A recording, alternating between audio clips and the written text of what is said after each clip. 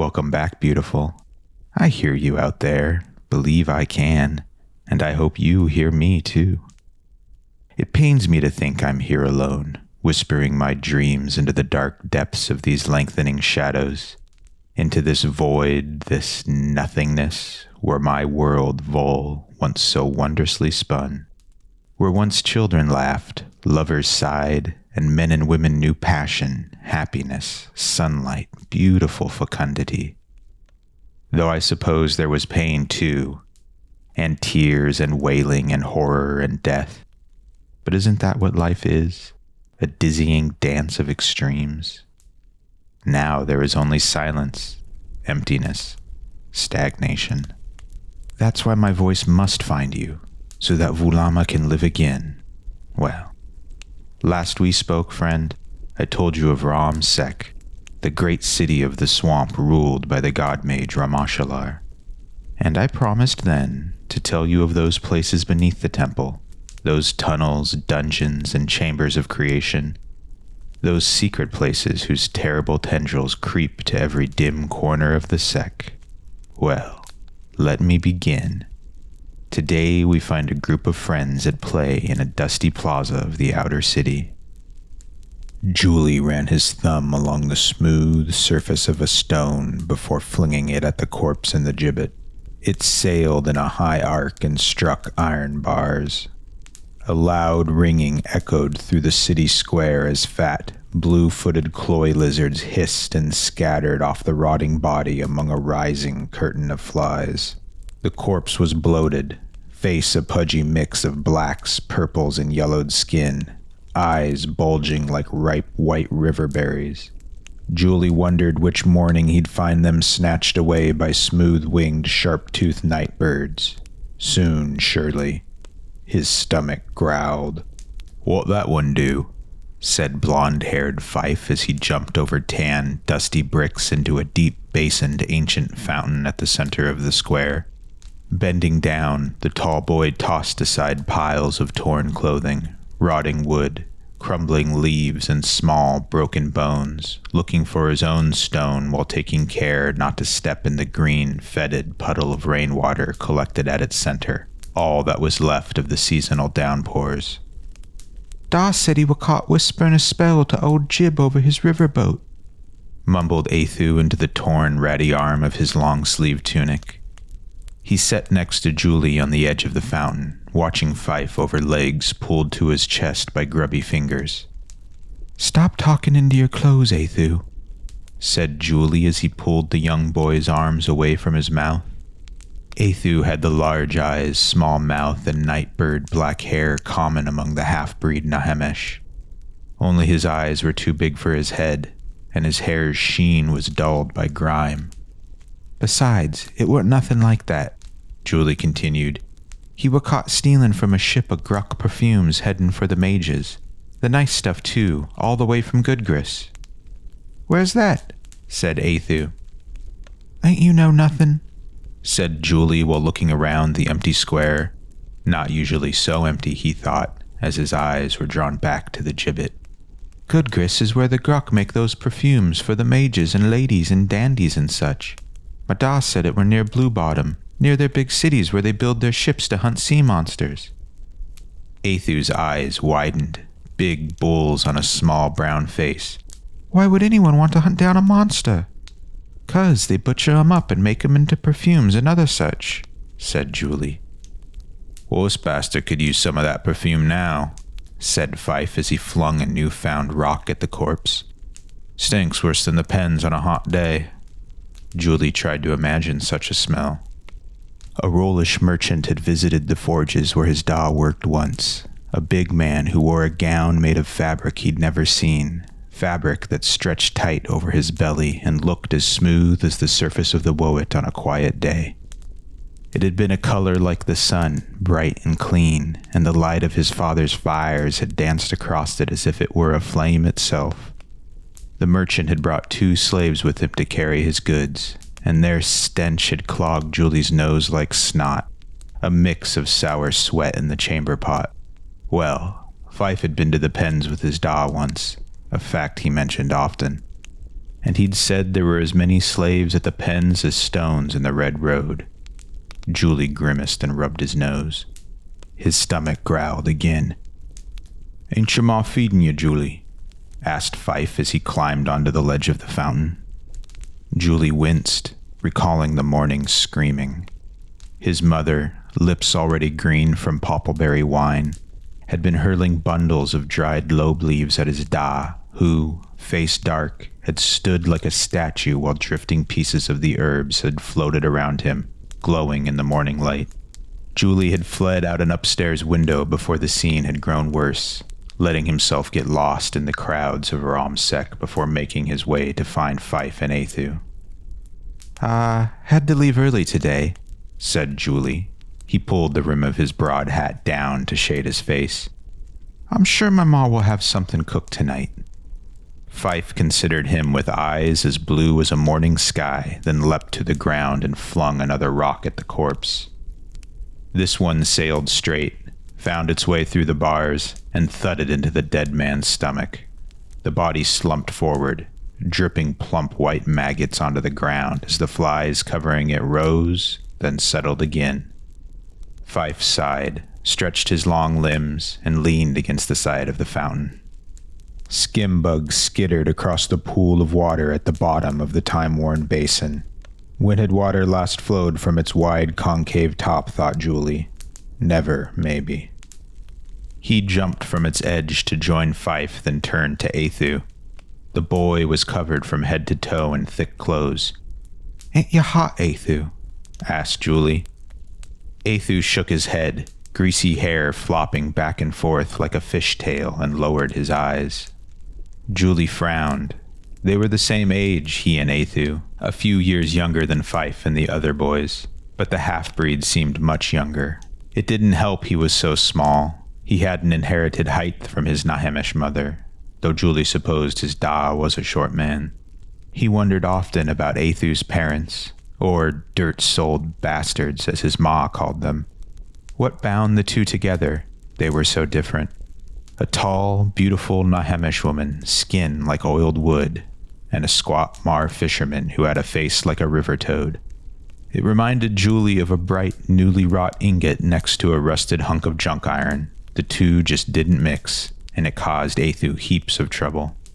Many of the older boys in the neighborhood hated him, beat him, and called him mudblood and grub-eye.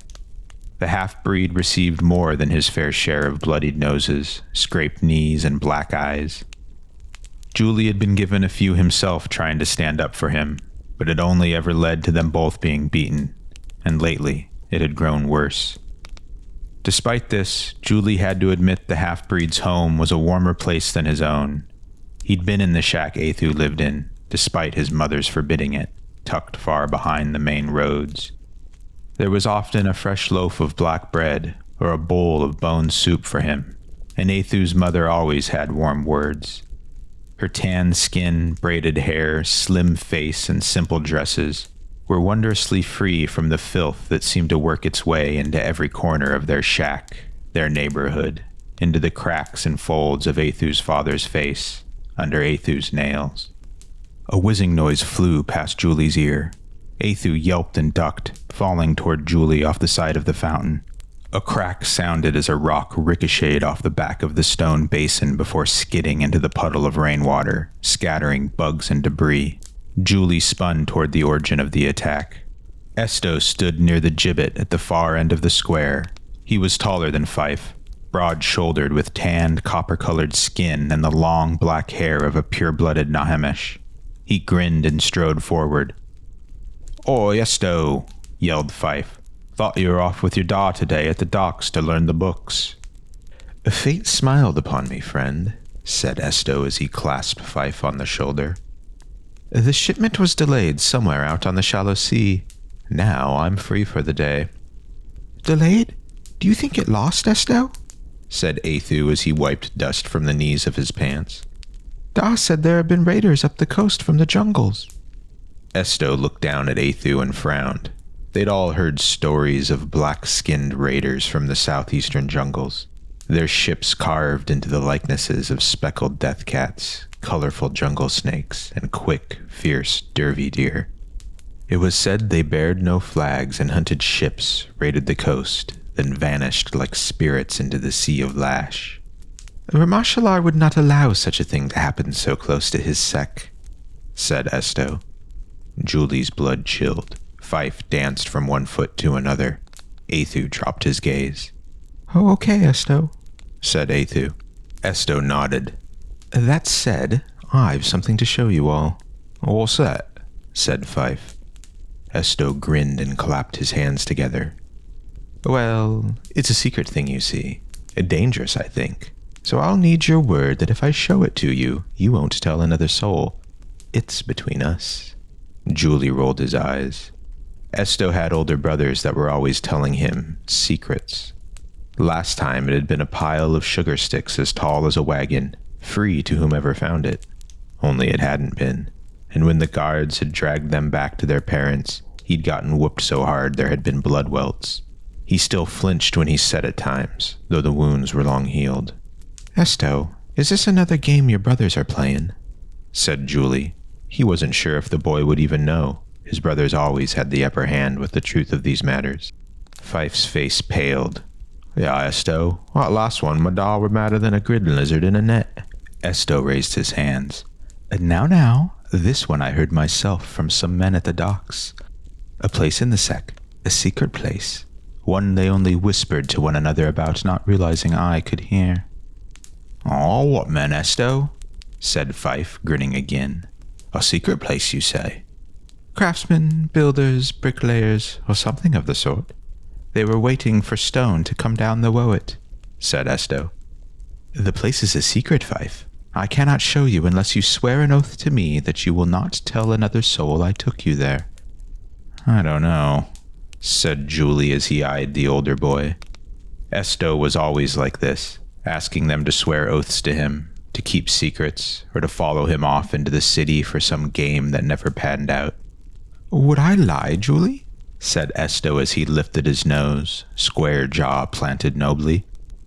Besides, how else do you plan to spend your day? Here with him? He nodded towards the gibbet. Oh, I'll swear, said Fife as he leapt and spun around. By the stars, I'm bored. Sure, I swear. Whatever you want. I won't tell. Estoh grinned. Swear by your blood, Fife. May Ramashalar have it if you break your oath. Fife froze.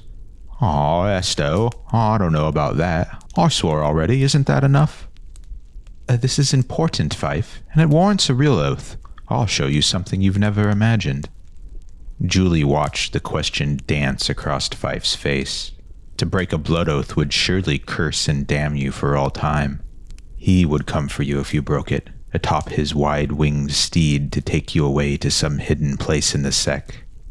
Once there, you'd beg for only a few blood welts on your behind. But he'd have other plans, terrible ones. Or so Juli imagined, though he could see those fancies in Fife's eyes now. A long, silent moment passed, then Fife nodded. Okay, I'll swear it. By my blood, I promise to tell no other.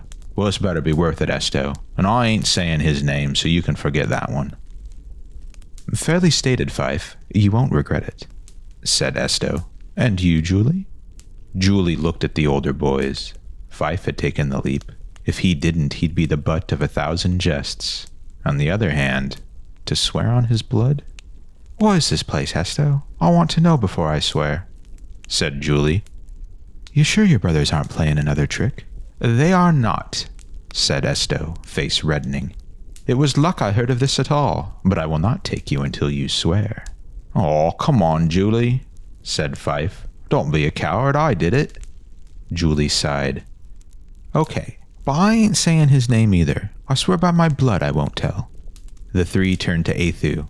He was backed against the side of the fountain, tugging on the arm of his tunic, not meeting their eyes. Oh, he won't swear, the bare-bellied coward, said Estoh. Alas, what good is his blood, tainted as it is? I'm not sure I'd accept it anyhow. Eathu's face darkened. Oh, come on, Eathu, just swear it, who cares? Said Fife. Juli and I did. We'll go to see it together, then come back. Said Eathu. Juli put a hand on Eathu's shoulder. You don't have to, Eathu. Eathu looked past Juli to Estoh and Fife, then whispered, I want to, Juli, but I don't know if I should swear like that. Well, you have to decide, said Juli. Part of him hoped Eathu would stay home, that he wouldn't need to watch after him. Come on, leave the little beast, said Estoh as he turned from the fountain. We'll be there before he runs home to his ma. Fife sighed and joined Estoh. Eathu scowled at the older boys' backs, then wiped his nose. Okay, I swear by my blood. May Ramashallah have it. Juli's eyes widened. You didn't have to. It's okay, Juli. I want to see what Estoh shows us, said Eathu as he jogged to join the older boys. I suppose I accept half-blood, said Estoh over his shoulder, but you better uphold it. As Juli ran to catch the others, chill bumps spread across his arms. Estoh led the group, followed by Fife, then Eathu and Juli, to a back alley connecting the square to Flake Scale Row. The pathway stunk of old fish and stale water and was flanked by dim doorways leading to the back rooms of fishmongers and butchers. The thudding of cleavers sinking into old wood and the haggling of hungry customers come to sift through the morning's catch drifted from these.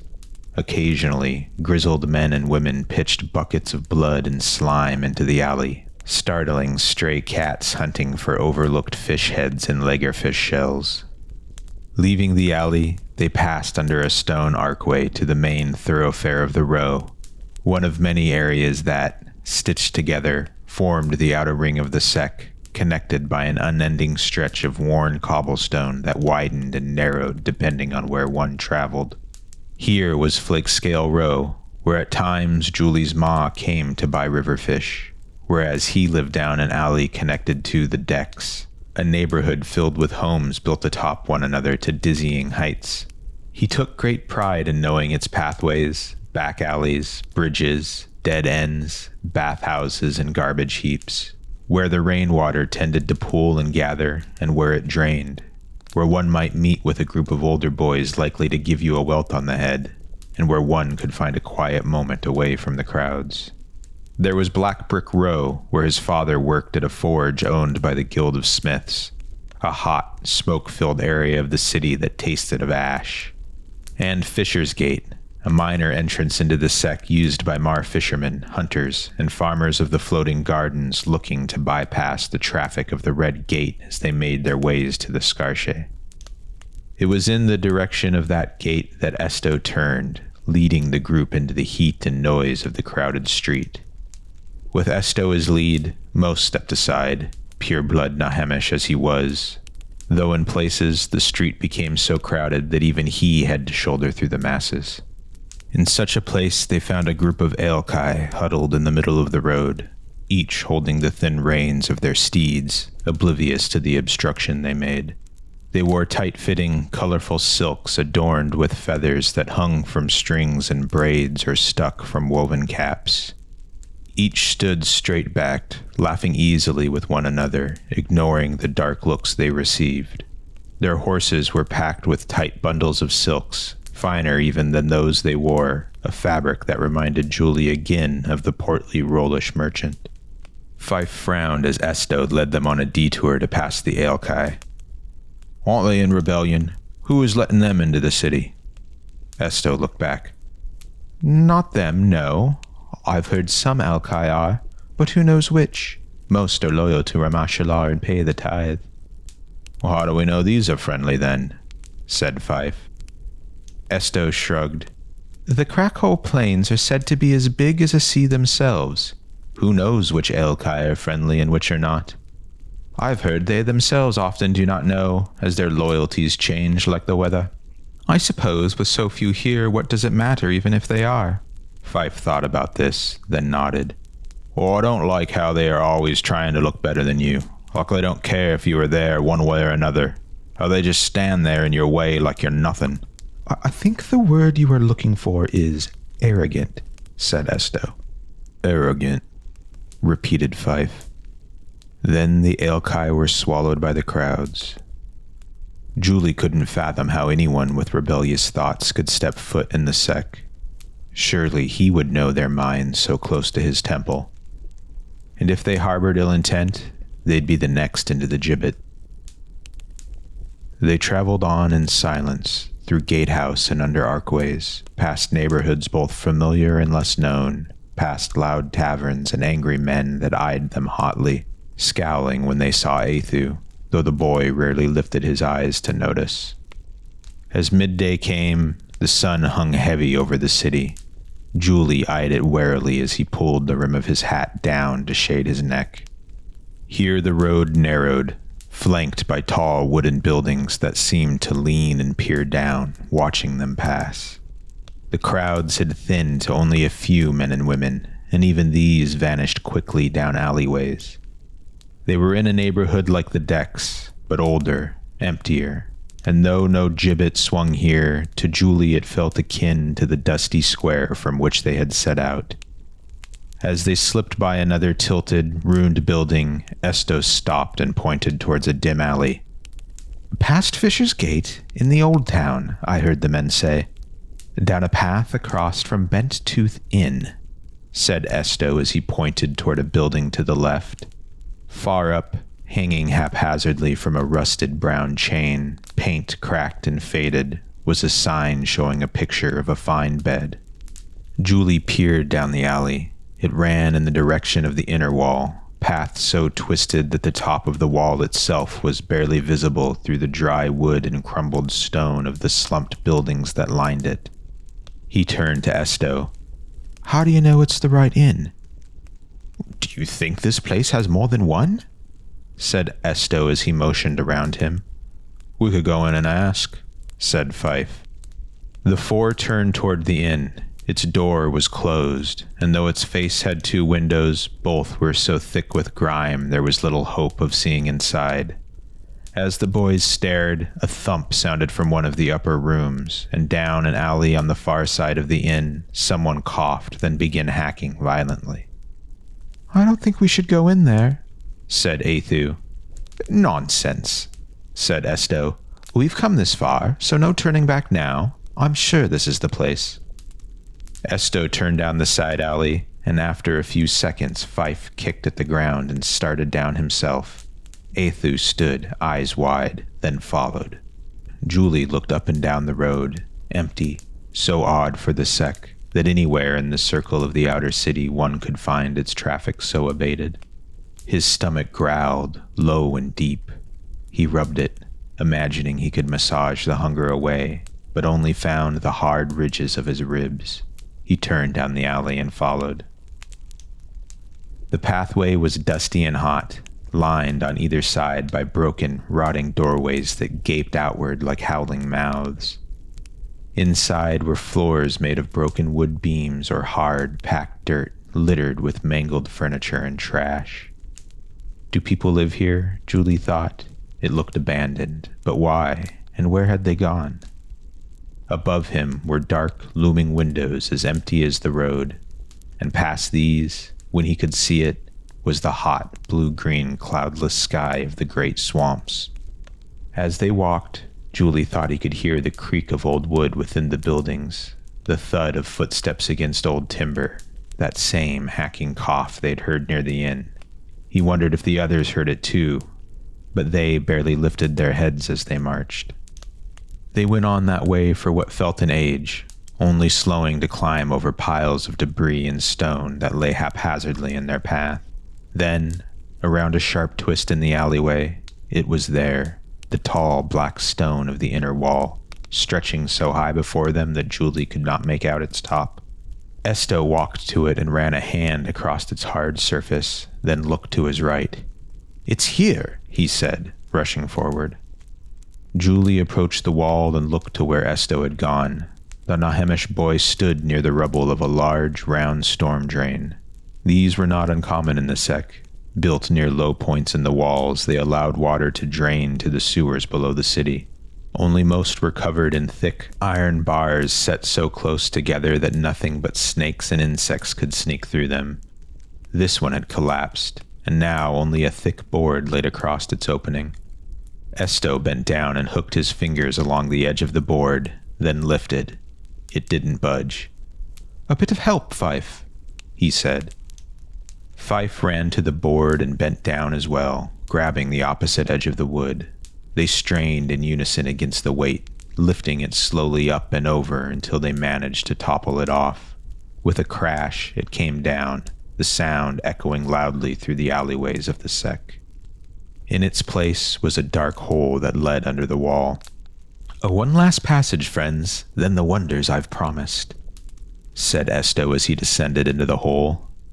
"No way, Estoh," said Juli. "No way I'm going in there." Estoh slapped the side of the tunnel. "This is exactly how the men described it. Come, Juli, it won't be far through the tunnel. I promise that much. The wall isn't very wide, a few boat lengths at most." "Estoh, you know what's beyond that wall. We can't go there," said Fife. Estoh shook his head, then climbed out of the hole. "The men said none knew of it and that it didn't lead anywhere important. They'll come fix it soon, then we'll lose the chance to see what's beyond it." "I don't." A loud creak of wood drifted from a nearby building, cutting Fife off. Estoh eyed the structure, then turned to the group. "Think of it, the wonders we'll see. Do you know anyone who has been over there? Not even my brothers have. They say the inner city is built of glimmering metals, gold, silver, with jeweled fountains that glow under the sun. I've heard it has fields of grass that one can stroll through, trees we've never seen, tamed beasts they walk and ride, and we'll have seen it." They'd all heard 1,000 tales of the inner city, though when one glimpsed it through its gates it appeared little different to Juli than the nicer parts of the outer city. Still, he couldn't help but wonder what might be there. "Well, who could we tell, though, Estoh? We all swore to tell no one," said Juli. This stopped Estoh, and the light that had brightened his face dimmed. "I don't want to get caught," said Eathu, who grabbed Juli by the arm. His hands were cold and wet with sweat. Juli frowned. "We won't, and I swear by my blood on that fact," said Estoh. "And even if we don't tell anyone, we'll know it ourselves." "You'll tell your brothers," said Fife. "I absolutely will not," said Estoh. A stretch of silence passed, broken by a shout down one of the side alleys and the thudding of feet on dry wood. "Well, I don't think we should stay here," said Fife. "If you promise, Estoh, let's go." Estoh grinned, then ducked and climbed back into the hole. Fife looked back at Juli, shrugged, and followed him into the dark. "I don't want to go in there," said Eathu. Juli sighed and looked at the empty alleyway. He couldn't leave Eathu alone in this part of the Sek, but he also didn't want to stay and wait while Estoh and Fife saw the wonders at the other end of the tunnel. "Well, what do you want to do, Eathu?"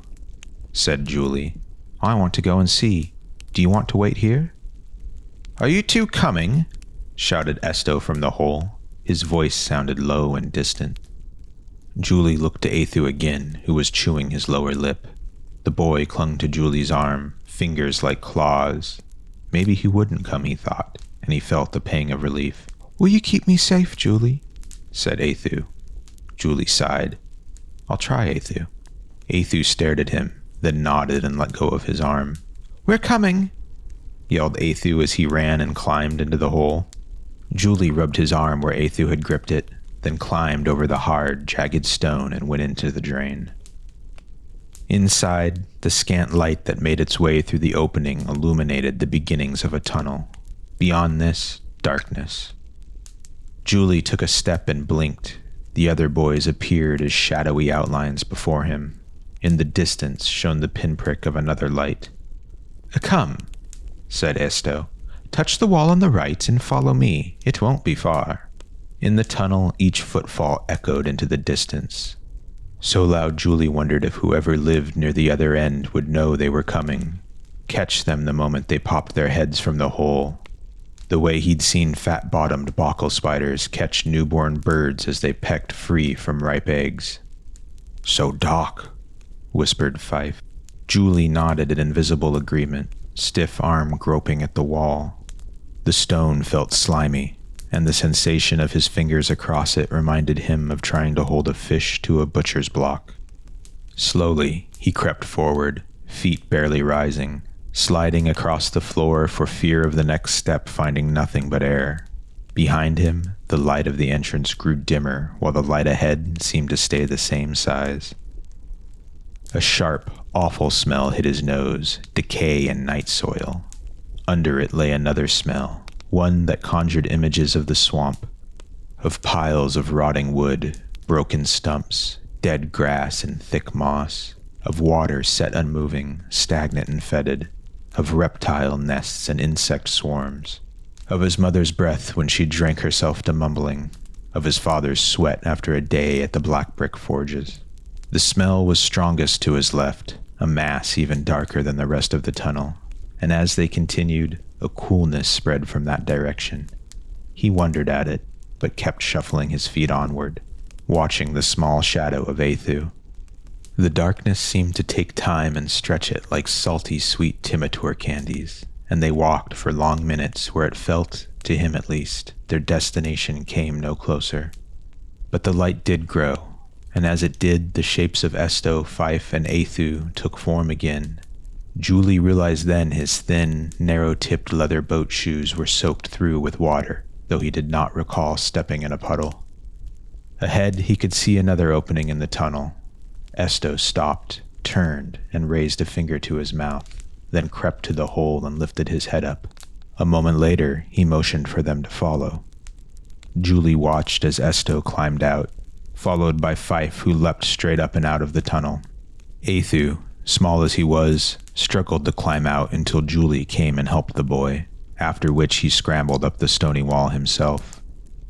Sunlight blinded him at first, then faded as his eyes adjusted, revealing a storm drain much like the one on the other side of the wall, only this one was not damaged. Its metal grate had been removed and now sat leaning against the inner wall.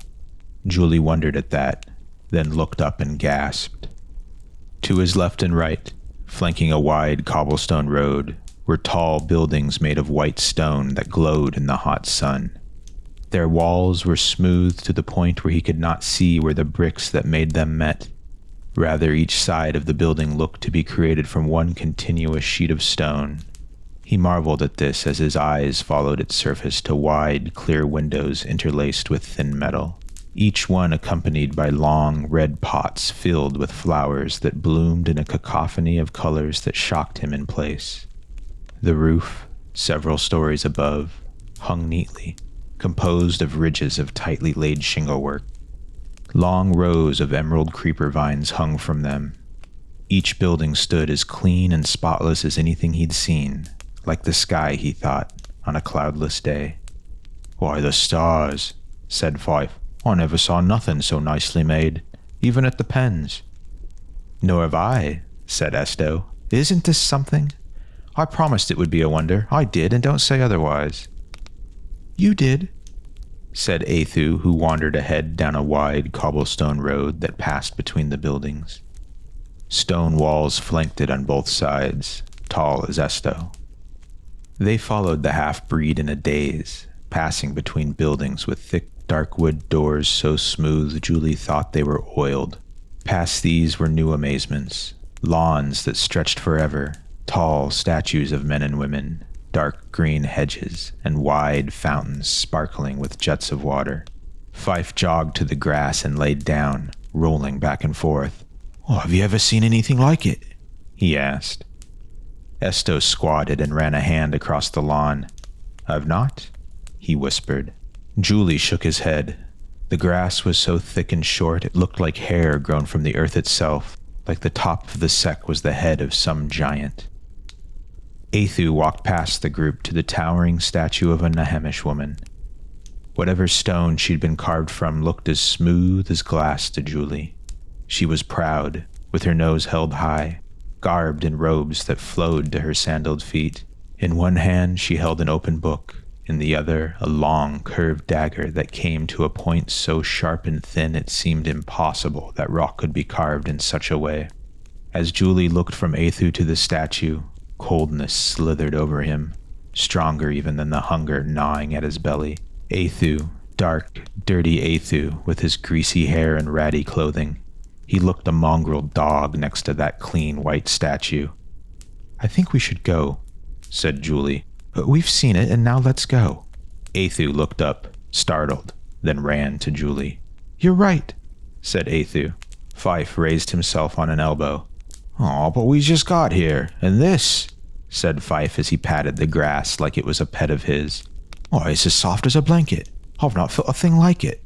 You two can. Estoh was cut short by a loud whistle. The boys snapped their head in the direction of the sound.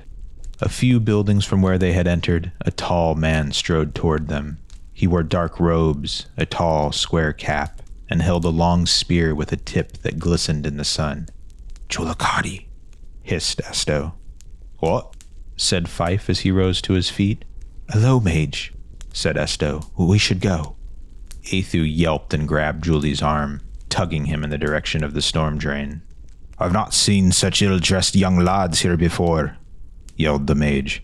"And servants' children be forbidden to enter the inner city. Whose children are ye, boys?" His voice boomed like the man stood in front of them, and though the mage wasn't running, it felt that if Juli blinked he'd be atop them. When none of the boys answered, the side of the mage's mouth rose in a grin that made Juli's knees shake. "Or perhaps ye be rodents who made their way through the drain. Oh, unlucky for you if you did. Sharlock, Mordek, we've a bit of sport." A snap rung out as a window flung open high on the building to their left. The head of an old man emerged. Long strands of gray hair hung down his wrinkled face. "What is it, Brutum?" he yelled as he looked down at the boys. "Strays from the outer city have found their way here." The old man squinted, considering them for a moment, then shook his head. "Oh, leave them be then," he said and disappeared back into the building. Estoh and Fife sprinted towards the drain. Eathu followed as fast as his legs could carry him. Juli came close behind. What fun is that, old man?" shouted the first mage, Brutum, as he started to run himself, spear haft clicking on the cobblestone road. "I won't stand by and watch them spit on the law." He turned down the road opposite the boys. Will he cut us off? Juli thought. The boy ran, boat shoes slapping painfully on the stones of the road as sweat beaded on his forehead. He and Eathu were neck and neck. The buildings that had so gripped them with awe but minutes before now flew by them in a blur. As they rounded the corner, they caught the top of Fife's blonde hair as he dropped into the tunnel. The mage rushed around the opposite side of the building. Juli saw a flash of metal as Brutum brought a knife out of an inner pocket, dropping his spear. "Faster, Eathu," gasped Juli. "Jump in and keep running." Eathu yelped and dove into the tunnel, grunting as he hit the stone floor. A few steps and Juli leapt in. The shadow of the mage loomed above him not a breath later. He had seconds at most and rushed into the darkness. There was a loud thud as the mage landed.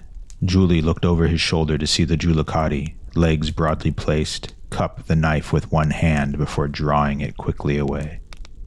Even in the dim light, he could see blood flow down it to splatter on the floor. The mage shouted in a language Juli could not understand. Seconds later, a blast of light and heat hit him from the opposite end of the tunnel. He looked toward the others. A line of fire danced near the exit, illuminating everything. He could see Estoh, Fife, and Eathu clearly. He could also see the long, tall gap in the wall to their right. How had they missed it earlier? It had been a finger's width away. "In here!" yelled Estoh, pointing to the gap. He disappeared down it, followed quickly by Fife. Ahead, Eathu looked over his shoulder, eyes wide, and froze. A heartbeat later, Juli picked him up. He felt the heat from the flame, so hot he thought his skin would blister, and darted with the half-breed into the gap. 2 steps forward and there was nothing beneath his feet. Eathu screamed as he fell from his arms. Now the smell found him again, that horrible smell he'd all but forgotten in the chaos of the past minutes. Everything had happened so fast. Alas, this is where the story must end today, friend. But worry not. Soon I shall return to tell the rest. These visions do not come easily, I'm afraid. To channel such memories takes much of my energy and time. So much that if I am not careful, I shall exhaust myself. Then, sweet listener, I would be gone for so very long. Long enough I worry you'd forget me, forget Vhul. But I will not forget you. or the boys who have jumped so haphazardly into those dark, forbidden depths of the Sek, may the stars find them safely home.